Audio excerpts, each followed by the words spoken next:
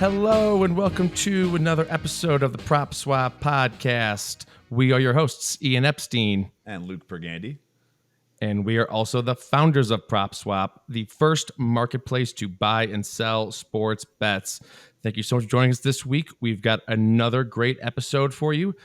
We are joined by the CEO of the Betsperts Group, Reid Rooney, who will be joining us for an interview as well as some stake or swap picks. And we'll just hop right into it. Reid, thank you so much for joining us this week. I appreciate you having me on. I was wondering what took so long, but finally got the call from Luke. Appreciate that. Yep. First and foremost, we had to talk about some sales, but no, there's a ton of people, and you were definitely at the top of our list that we wanted to talk to. And I think that's a good actually segue into my first question, which was, we met back all the way in 2019 when you were still working in the kind of a construction equipment industry for Stanley Black and Decker. And I believe we met in Vegas at the Westgate, and you had a prototype for Betsperts at the time, but had not fully launched it. What was the idea or impetus for starting the company Betsperts? Yeah, it's a great question. 2019 feels like a lifetime ago, right? It's a pandemic ago, maybe two pandemics ago, a bank failure a few ago. Like, there's been a lot that's happened since 2019, right? Yeah. But I think my co-founder Austin and I looked at kind of the emerging markets of what I would call our generation. It was crypto, cannabis, and sports betting, and I didn't know a whole lot about any of them, and as an industry at that point, but I knew the most about sports betting. I knew it was very, very social, and I think that from everything I read and everything that we did our research on, I don't think the social aspect of sports betting had been talked a lot about, and I think you see it all the time with group parlays now, or people betting together, or betting and fading other folks. I just think it's a very, very social act when you do it responsibly. You do it for entertainment purposes, and so we went out to build a platform that was a home for people to talk about sports betting. They could build up their own profile and become a micro or macro influencer in sports betting. And I think we've learned a lot in those years, but the start of it was really on the premise of sports betting is social.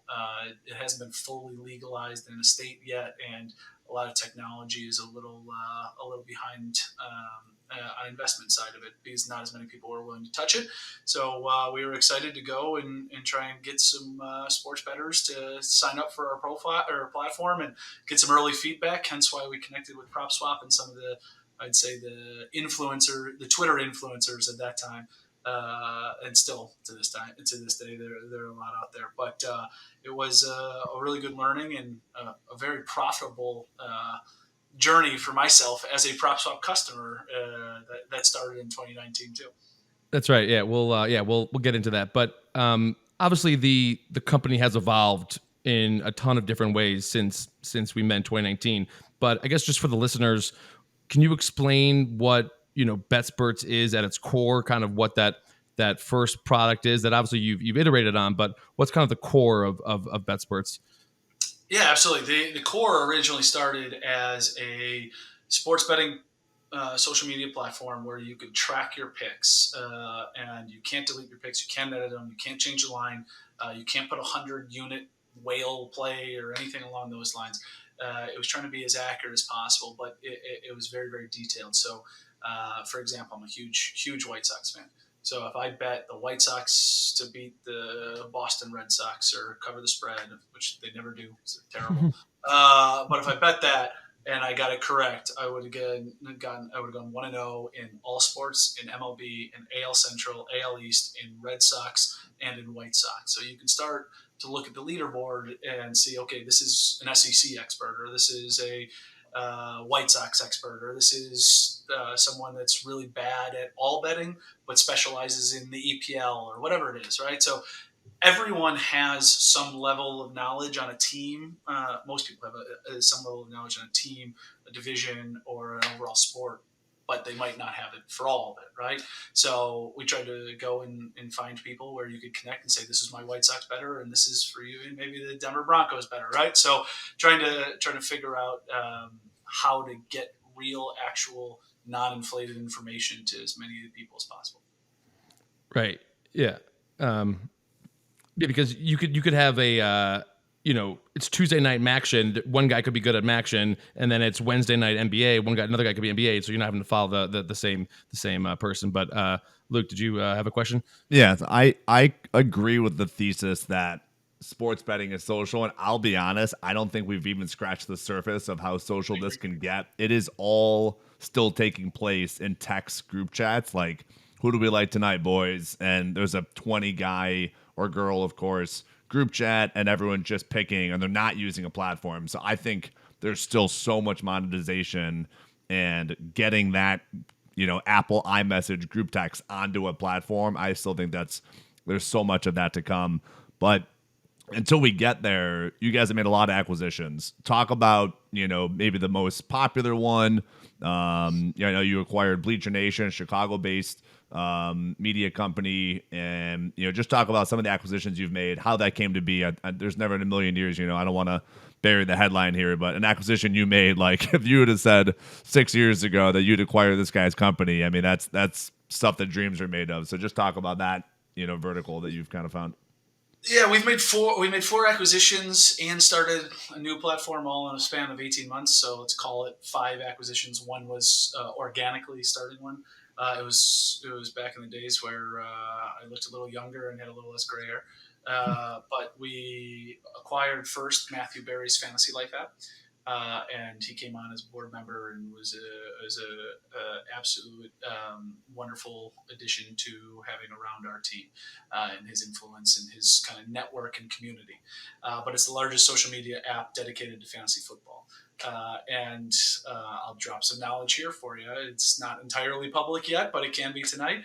I think in the next 6 months or so, you'll see a pretty heavy integration of Betsperts and Fantasy Life on the app side. So we're really excited about what that brings finally now that both apps are very stable and have been built efficiently in a really good place. So I think the communities will merge and make it a little bit more social for fantasy and betting combined. Very excited about it. Then we went and thought around the process of, hey, just being an affiliate is a difficult business unless you have a lot of websites with really strong SEO or regional SEO. And so we went in and looked at some high retention subscription platforms. 4for4 and Dynasty League Football were the next two acquisitions. They're both the highest retention subscription businesses I've run across in the entire industry. And they're very, very good fantasy football and betting subscriptions where they're helping you with tools, rankings, advice, helping you win your fantasy league, helping you win your dynasty league, or being more profitable betting. So we wanted to go and make sure that we had another area of revenue that supplements or complements the affiliate side of the business. Also, I think being an affiliate, you're a little dependent on state launches and legislation, right? If there's no pandemic, we can predict pretty well what our subscription business is going to be during the NFL draft for Dynasty League, during August, September for 4for4.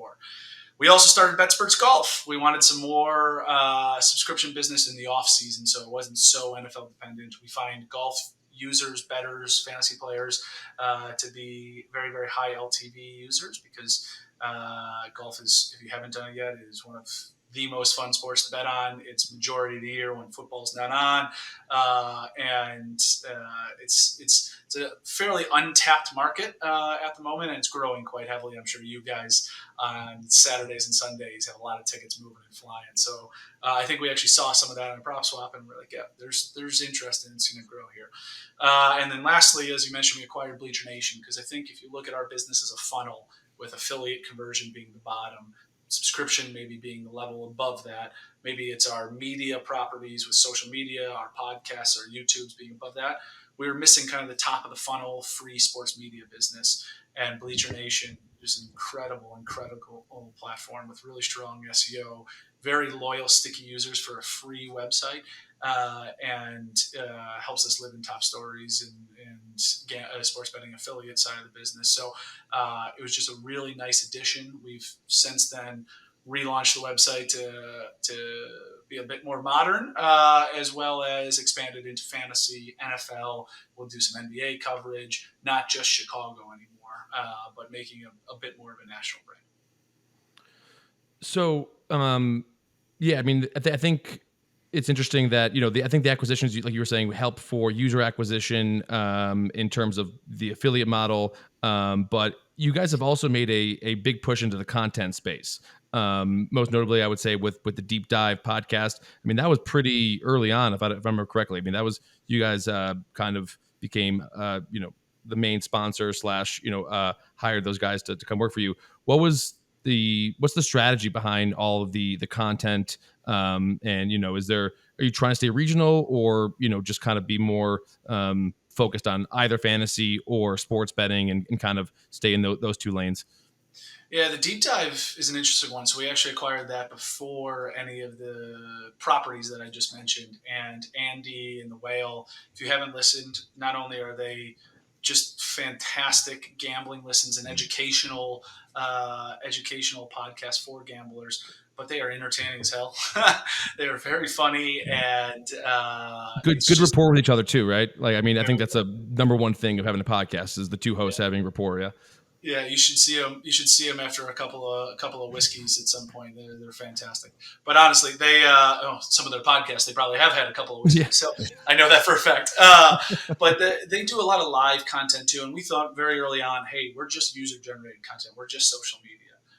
That was kind of the line that we were drawing, and we were letting our users talk to each other. But for us, we started to look around and saw most of our competitors, if not all of our competitors that have been more established and across the world, had their own content to some degree. And so I think we have found growing content from the ground up is much more difficult than trying to find the right piece to fit in, and help grow with your audience already. So I think from our side, the Deep Dive was a very, very coveted podcast. Those guys are fantastic, and it was the start of our journey. Now we have 15 million podcast downloads slash YouTube views a year, and over 1 million social followers from our content websites and stuff. So continuing to grow that audience and footprint. Yeah. Shameless plug. I read Andy Molitor's rap, like NFL rap, every probably sends out like Monday afternoon or something. It's hysterical. It is a great time. If you've missed any games, you want to understand like what happened in that, Bengals game. Like he does a great job of weaving in humor and like a intelligent summary of the games every Monday. So it's awesome. And we've got to meet him a couple times. He is one of the best at blending humor with intelligent analysis, and that's kind of rare. It's usually kind of one or the other. And then you mentioned competitors that you guys have and analyzing your footprint and your roadmap versus theirs. Like, who do you compare yourself to? Like, in a perfect world, like we kind of compare ourselves to StubHub or eBay at scale. Like, who would you compare Betsperts to? Who do you guys strive to be? It's a really, really good question. I think the competition question, or who are your competitors, gets asked all the time. I think each individual brand has a competitor. Their own set. Yeah, I think it's tougher when you look at an entire organization. If affiliates are largest business, clearly Better Collective, Katina, Gambling.com, those are some of the very, very strong groups that have an American presence, right? And I think from our side, we like to look at it property by property, because if you look at publicly traded companies that big, you can kind of get lost in your focus. And so I know XL Media has done some of the acquisition side of the business as well, and it's a great company and an affiliate business. So you could look at that kind of comparison to some level, but I think we are a bit more heavy on subscription side of the business, right? So you start to look at some of the competitors, and you can pick and choose from kind of each of the affiliates or the sports media businesses. But really, what we're trying to do is make sure that we have traffic all year round that is high retention or loyal traffic. We find it much more expensive to go get a user a second or a third or a fourth time. If you get them first and you provide them good content, or one time and you provide them good content, they hopefully continue to come back. Yeah, I mean, I think the subscription business is a fantastic business and probably a better business than the affiliate business. Just that I don't have anything solid to back that up. But speaking of kind of competitors, I mean, I remember when when you first showed me that prototype, I mean, my first thought was like, well, this all happens on Twitter, right? Like people post their pics on Twitter, and this kind of gives this is a more organized feel to it. But Luke mentioned it all happens in group chats, but I think a lot of the sports betting picks advice happens on Twitter. Obviously, they're trying to go subscription model here as well. But was that a pushback you got early on in terms of like, what makes we talk social, like what makes this better or different than Twitter, and if so, like how are you able to overcome that? Yeah, you guys are in the venture business as well, and in fundraising. I think 5 years ago it was a little bit different, where the environment was, hey, if you can get a user, it doesn't really matter how you're going to monetize them today. You'll figure it out, right? That was a little bit of the attitude. So when I look at Twitter as a competitor, or X, whatever you want to call it these days, absolutely. Anywhere where people are talking about gambling, that's a competitor. Whether it's group chats, whether it's any of our actual gambling competitors, or if it's Reddit. Like, these are all incredible platforms that have their audience, and we would love to have as many of them as possible, clearly. But I think the striving for information and the user profiles and kind of the expertise, the fact that you can't delete pics and everything on there is authentic, is a little bit of a differentiator for us. We have to continue to communicate. That's an advantage we have. But for us, it's a great way to understand what you like to bet. What's a great way to understand that, hey, you are a real. Am I allowed to swear on this podcast? Yeah. Okay, so you're a real shitty White Sox bettor, because I always bet with my heart, right?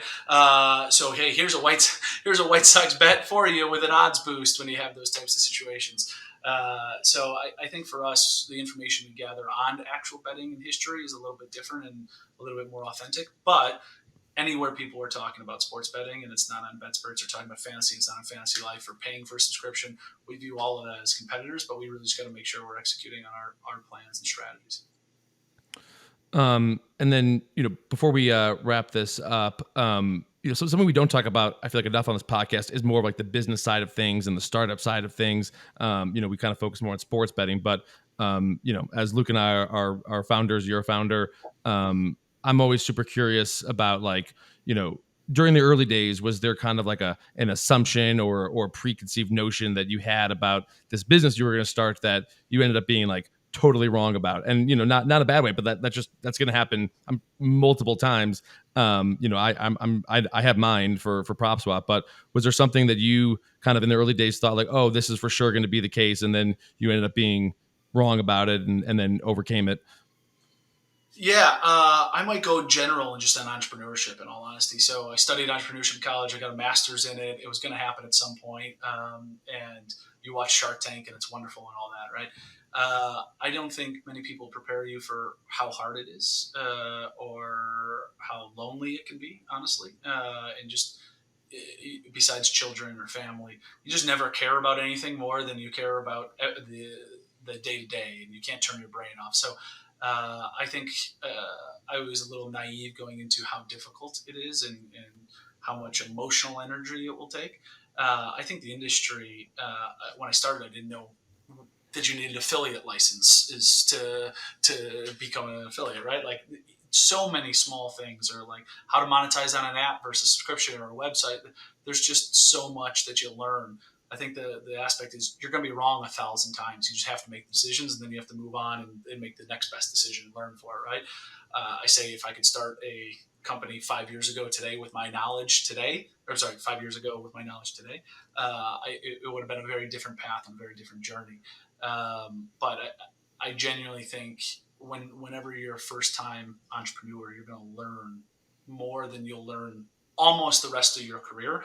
And you'll think back 3, 4, 5 years, like, why did we do that? Holy cow, I would never do that again. Or you're really proud of that. And so I think this industry has been wonderful because we've seen the skyrocketing, we've seen the plummeting, and now I think it's leveling out, and people are really understanding it. And we're still in such an early stage because iGaming is going to be one of the biggest booms of a growing market you can have whenever legislation happens. But overall, I just think if people really understood the stresses behind entrepreneurship, you'd just be a little bit more cautious. I highly encourage it to anyone who can do it, or is willing to do it, or wants to try it. It's one of the best, most rewarding things you'll ever do, but it's just harder than I ever thought it would be. Yeah. You mentioned Shark Tank, and I remember as a kid watching that, and guys like Cuban or Damon would be like, if I know what I know now, I probably wouldn't have started my business. And I was a kid watching that, being like, that's crazy, like that's insane. You guys are multi-millionaires, billionaire case of Cuban, and now as an entrepreneur, I'm kind of like, yeah, I could maybe see where they're coming from, but and then you mentioned what wife and kids. When people ask me if I'm married or have kids, I go, yeah, I'm married to Luke, and my baby is and my kid is PropSwap. But my co-founder has 3 young kids and is an amazing father and husband. I don't know how he does it. My wife and I have a cat, and sometimes it's just too much. I don't get how he does it. It's quite incredible, but I think for him, family is getting away from it. That's when he can turn it off a little bit, and then the kids go to sleep, and all the stress comes back. So yeah, I agree wholeheartedly on that, Ian. I talked to Austin maybe more than I talked to my wife. So yeah, and then all right, last question. Just kind of looking forward. Obviously, so you've made a big push into fantasy. Obviously, a big push with the golf. Congratulations for the coming up integration of the 2 products. But as you look forward, are there any sort of verticals that you think could be interesting? I know you just mentioned iGaming. Would that be kind of the number one thing that people should be maybe paying attention to in the next 3 to 5 years? yeah, I think it's really interesting because the world is going to change more in the next 3 to 5 years, besides with the pandemic, than I think in a 3 to 5 year span of my lifetime, honestly, with AI and the expectation and what new social media is doing, and influencer world and creation of content and world conflicts. I think the next 3 to 5 years will be crazy. For us, what is going to be the most profitable part of sports betting? Any legislation that is positive for iGaming. Clearly, I don't think there's a question in that. I think gambling companies, operators will understand a lot more on the LTV of an actual sports bettor, the second, the third, the fourth season, as people continue to progress in their careers, hopefully have a little bit more discretionary income, and you find out what that LTV is and where the brand loyalty actually is. But for me, if I was looking at businesses, it would be good, strong, stable traffic. I think if you have traffic that you don't have to go out and pay for continuously, whether it's your content or however you're paying for it, but you don't have to go market to continue to get the same person over and over again, is very interesting. I very strongly believe in SEO and what that is going to continue to do with good quality content. That could be AI, that could be human written content, but making sure it's good, helpful content like Google talks about.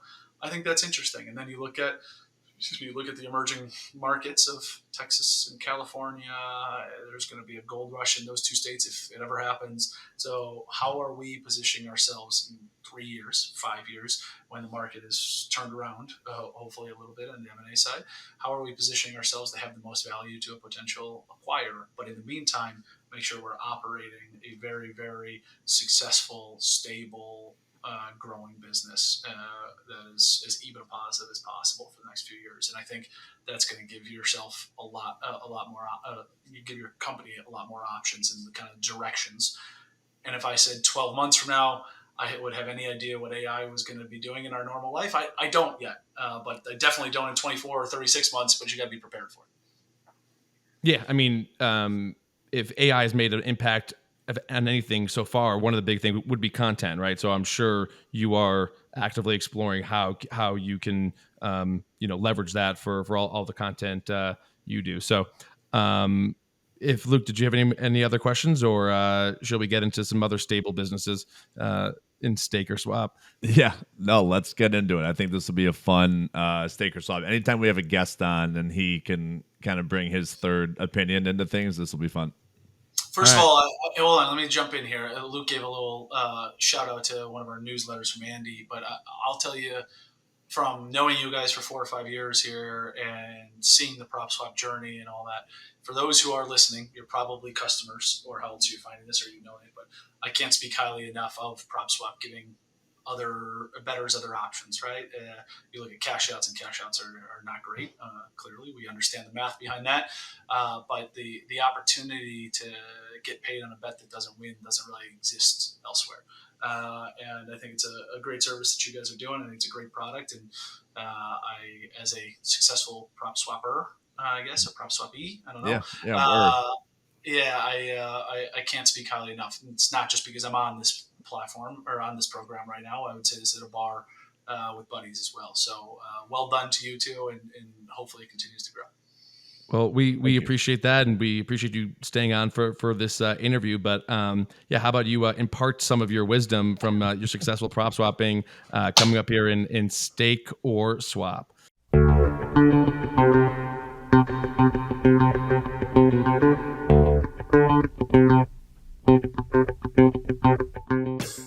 First up, we will be talking a little NFL MVP award. A couple players, but first we're going to talk Lamar Jackson, currently 8-1 at PointsBet, coming off a loss against Cleveland when they were up 14 in the fourth quarter, through kind of a bad pick six there. But I will go first.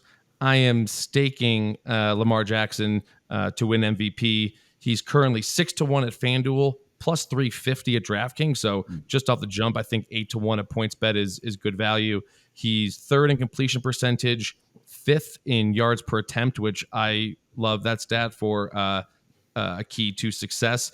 Obviously, he's not going to rack up the passing yards, but he's a top running back. If you would stack him against the other running backs. Last week, this was before the Browns loss, Albert Breer of SI.com did a midseason awards poll with NFL executives. Of the 39 votes that were submitted, Lamar received 23 for MVP. The next highest was Patrick Mahomes with 5. So clearly he's on the mind of these executives, and I think he'll be on the mind of voters.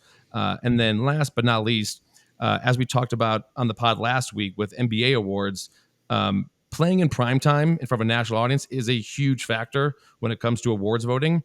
Of the Ravens' 7 remaining games, at least 4 of them will be on primetime. You got this Thursday versus the Bengals, at the Chargers next Sunday night, at Jacksonville Sunday night, week 15, at the 49ers Monday night, week 16, and then they could potentially get flexed on week 18 to that Sunday night spot against the Steelers. I could see that game having some sort of meaning for one or both teams. So there's going to be plenty of opportunities for Lamar to play in front of a primetime audience. And so for those reasons, I am staking Lamar. Luke, we'll go with you next. Are you staking or swapping Lamar? Yeah, I'm gonna swap Lamar, and we'll get to my pick for MVP. But just specifically talking about Lamar, first of all, if you can grab him at 8-1 at PointsBet and he's plus 350 on DraftKings, go do that now and post it on PropSwap. Like, we absolutely would sell Lamar tickets at 5-1, at 6-1, even 7-1. That's arbitrage. I mean, that is risk-free profit. That will move before this weekend. So obviously the counterpoint to the Albert Breer report would be, look, they were hot. I mean, the Ravens were white hot coming into this weekend, but Browns punched them in the mouth this weekend, and for them to do that in Baltimore, that was a huge win by Cleveland. So I'll get to who I like better, but those would just be my 2 points. Is yes, you can get him at 8-1. I would flip that this week.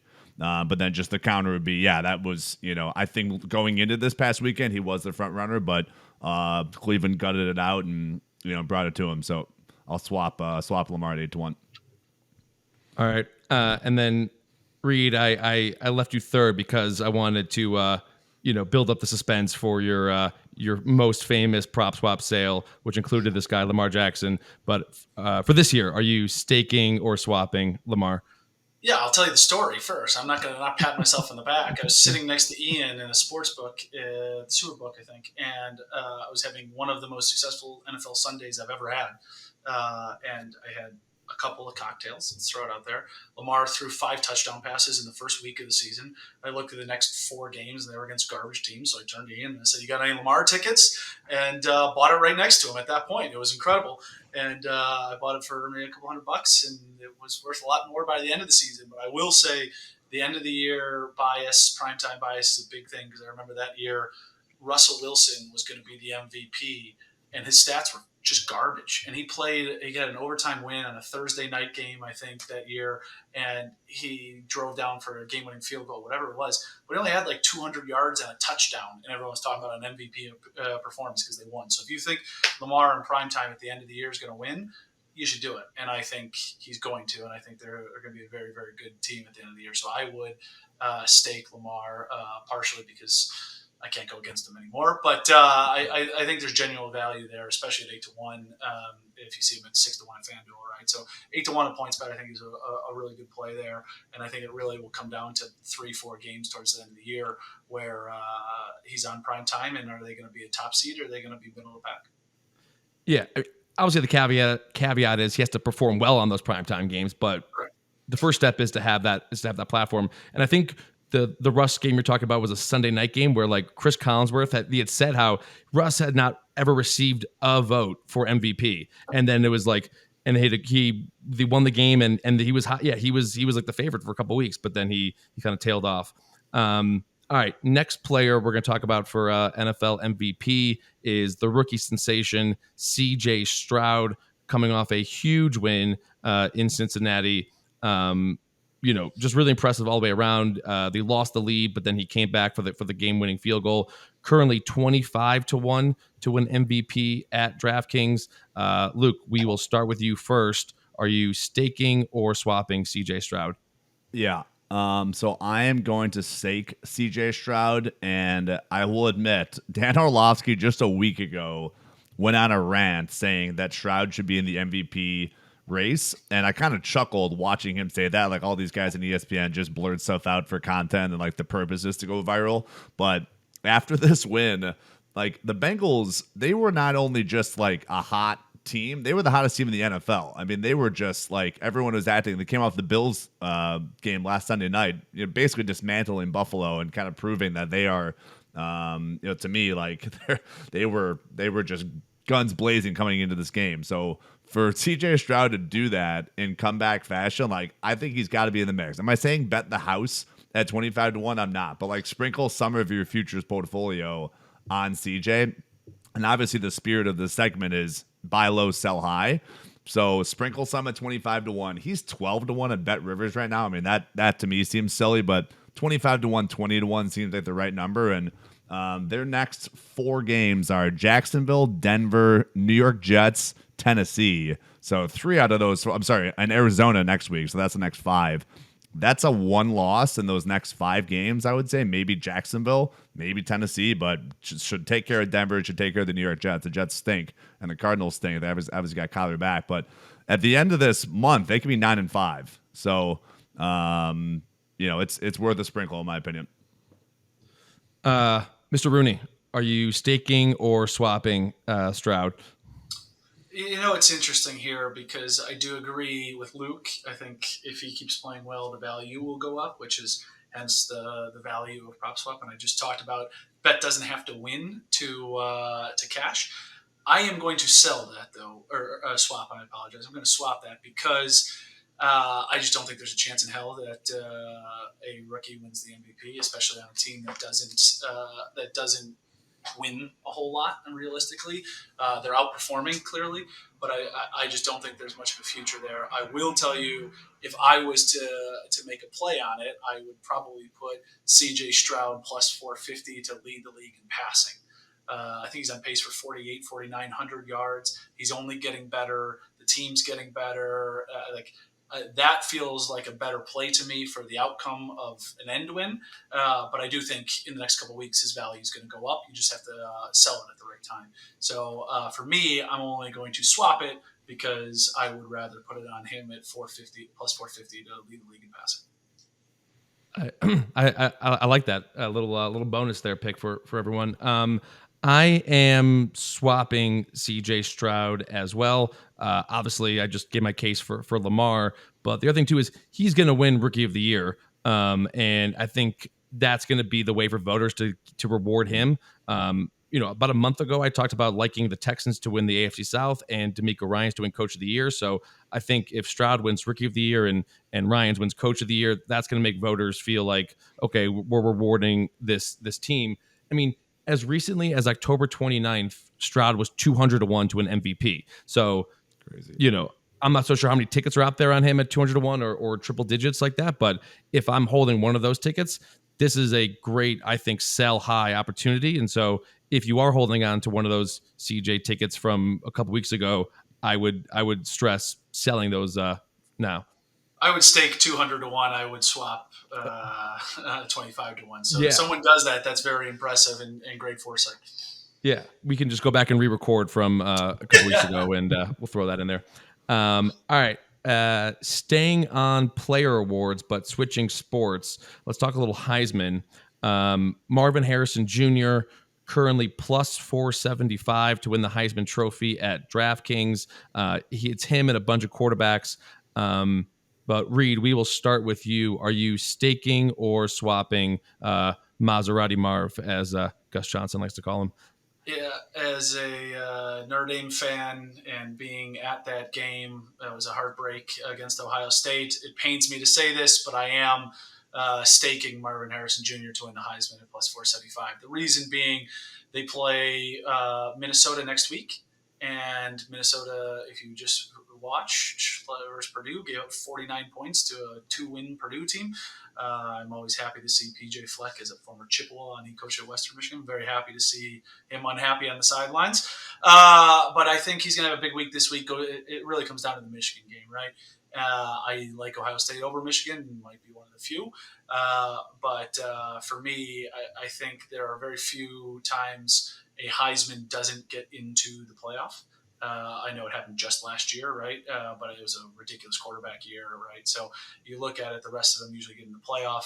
I don't think Bo Nix is going to get in there. I do think Michael Penix Jr. has some value, but he's got a tough game versus Oregon State coming up and such. And I like Ohio State over Michigan coming up. So if that happens and Harrison has a couple strong performances, especially here against a weak team coming up, his value is only going to go up. He's got the name, he's got the brand, and he's going to be a top couple pick. So ratings-wise would be fantastic, and I think that does play into it a little bit, in all honesty. So it fits the narrative for me, but I am staking Marvin Harrison Jr. to win the Heisman. Luke, we'll go with you next. Are you staking or swapping Marvin Harrison? Yeah, this is one of the most difficult Heisman races to handicap that I can recall since starting PropSwap. Like, this is one of our big tentpole events, and we sell a lot of tickets on PropSwap. So Ian and I spent a lot of time trying to handicap this and give advice to people. Super tough. I'll swap Marvin Harrison just because I still lean Michael Penix to win this. And it could be him or Bo Nix, and flip a coin who's going to win that Pac-12 championship. If they play each other, Oregon and Washington, it's a rematch, obviously. So yeah, it's super interesting. Jaden Daniels, the LSU quarterback, before last week, he was barely on the board. He was like 100-1. Like, I don't even think you could bet him. I was talking to a ACC guy. We were just talking about like candidates. He was like 15th. Jaden Daniels was. He's down to plus 370. So clearly the odds makers don't even know how to handicap this thing. So super, super interesting scenario. Like I said, I would swap it just because I lean Michael Penix, but I could totally see any three of those quarterbacks winning. I would probably scratch off Jaden Daniels, but at plus 370, clearly bookmakers must know something I don't know. Hey, Luke, the one thing I'll add there for Penix, the only way he wins, is if he beats, I think it's Oregon State next week, who's 10th in the country, and Oregon. Agreed. Got to rattle them both off. Those are two huge games, and if they can win both, I think that's a favorite. That's tough to handicap this far in the future a little bit because they're so difficult, and I understand why the odds are moving. But yeah, if they win both, he would be the front runner, I think. I will stake Marvin Harrison, but only because I think there's some value there at plus 475, and I think he can make his way into the second. He's 6-1 at FanDuel, yeah. 6-1 at FanDuel. Sorry, some of my odds are outdated because Colorado. It's you cannot bet on the Heisman. But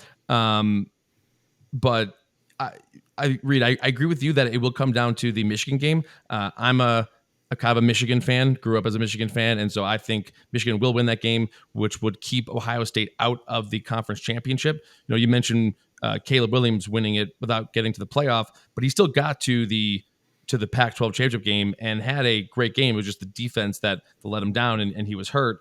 And so I think by the time that the Michigan game rolls around, he could have a big game this week and be closer to like 3-1 plus 2-1, and then I would sell. But I don't think he's winning it all because he will not be in the Big Ten championship game. And I think Bo Nix and Oregon has been my pick for a while. I think that will be the ultimate winner, and maybe even Daniels can sneak in there. But I think at 6-1, there is some value there. So that will do it.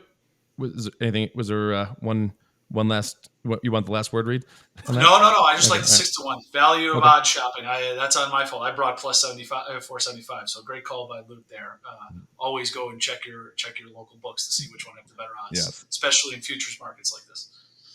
We always say price shop, but yeah, thank you so much for joining us. We really appreciate your time. I hope everyone enjoyed it. Please make sure to subscribe, leave a rating, and we will talk to you next week.